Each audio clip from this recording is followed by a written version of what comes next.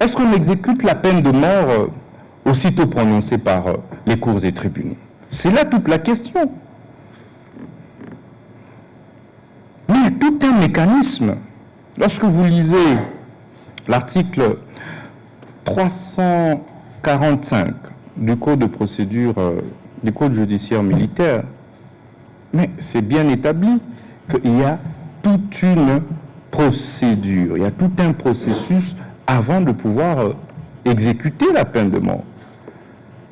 D'abord, la décision doit être définitive. Ici, par définitive, il faut entendre que le délai de cassation est suspensif de l'exécution, même le délai de cassation. Évidemment, en considérant que c'est 40 jours, et pour appel, opposition, juridiction militaire, c'est 5 jours, etc. Devant juridiction civile, c'est 10 jours, et puis c'est 3 mois pour cassation. Mais c'est suspensif. Mais c'est seulement à l'épuisement de cela que l'on exécute la peine de mort.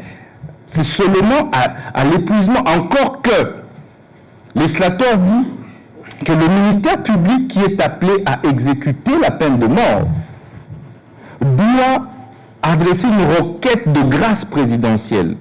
C'est-à-dire qu'au bout de compte, c'est le magistrat suprême qui vous dit bah, « moi, je refuse ». Ou moi, j'accepte la peine de mort. C'est ce que dit nos lois. De ce point de vue, c'est très technique, il fallait bien expliquer. Alors, lorsque le ministre de la Justice, le garde des Sceaux de la République, vous dit que ces gens qui ont été condamnés à la peine de mort seront exécutés, mais c'est conformément à la loi. Mais ça peut être demain, mais ça peut être après-demain.